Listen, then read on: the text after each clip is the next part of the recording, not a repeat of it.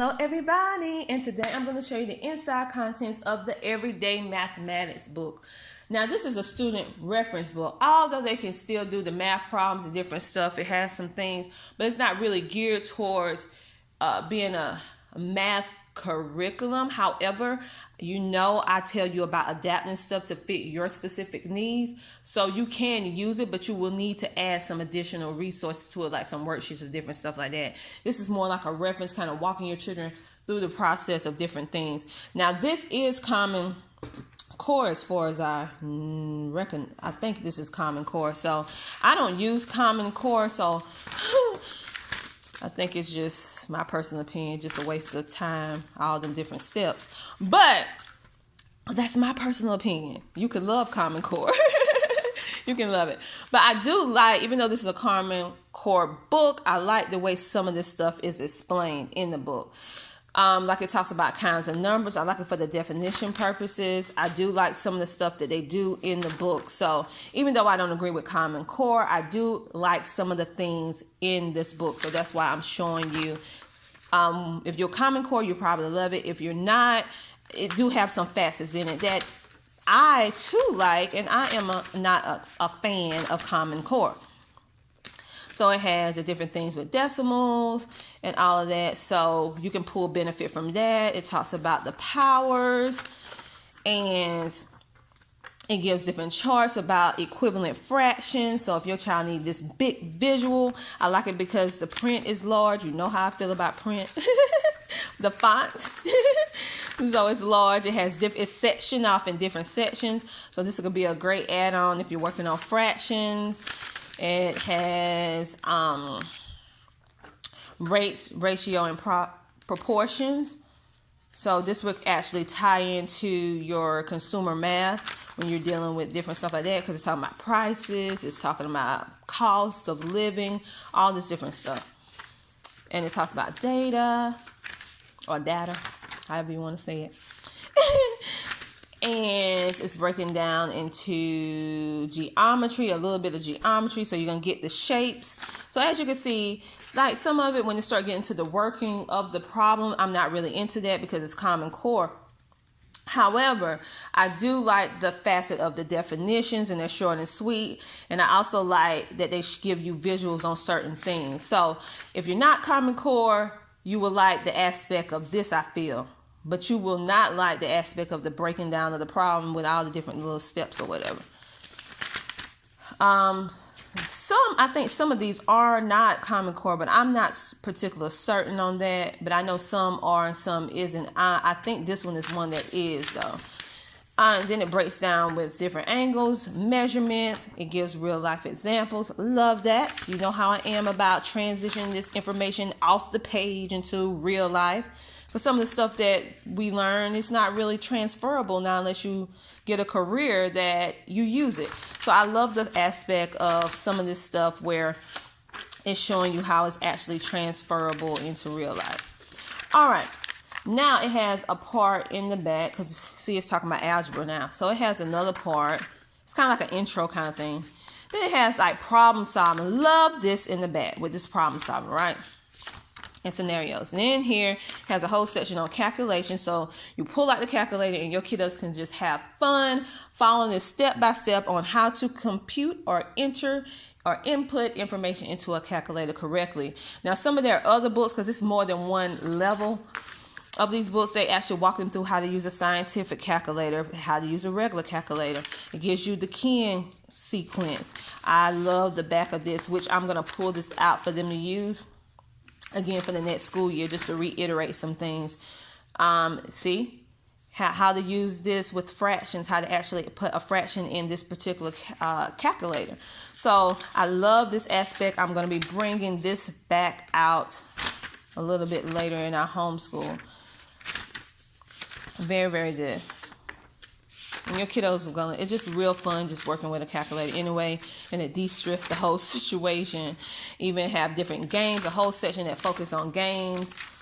And so if you're a person that needs something laid out for you because you're real hectic, real busy, most of us are anyway, but some of us will we are good planners, and some of us we are good person to have something laid out for us, and we'll follow it to the T. So regardless of what type of person you are, I feel like you'll like this. Now me, I can't follow anything exactly because I am very creative and I have to adapt stuff for my kids. So I very seldom I use something that's face value exactly the way the person intended it, because I know I have to adapt it to fit them, not the masses.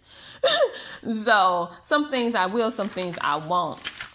But anyway, long story short, here's some of the amazing games that you can use with dice, calculators, darts, playing cards, if you do playing cards, spoons, shapes, 3D shapes. And in the back, which I thought was super duper amazing, it talks about America, give you a tour. And so you're able to see all of these different landmarks.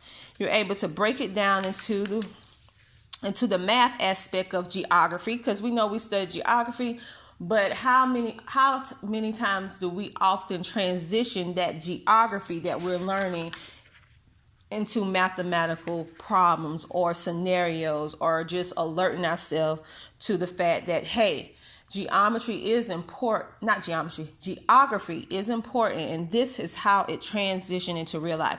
I'm a big advocate of teach me something, but also show me how it's relevant. How does it actually transition into real life? Tangible results. So this is all about that being tangible, showing you how this stuff transition, how to read a chart, all of this good stuff, breaking down into statistics, what happened back in the day, what's happening now. You can build on this. You can take it as is, take some stuff out, put some stuff on.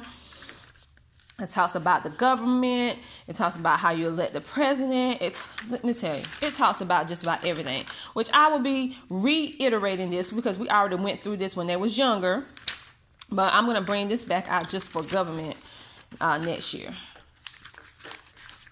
because we're going to continue on. We need to do some more.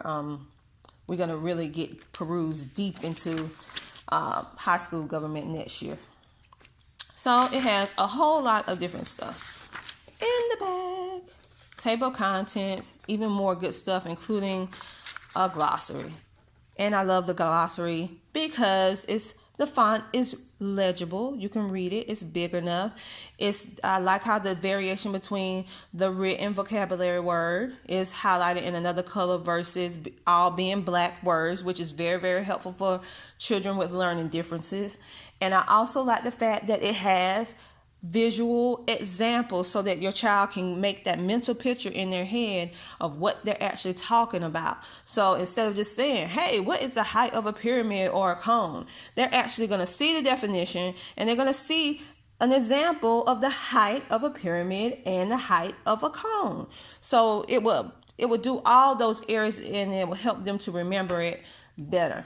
For your visual learners, for children with learning differences, and also children that are gifted and talented, we kind of overlook them, thinking that they don't need extra stuff to kind of trigger their memory because they're naturally gifted in a certain area. But guess what?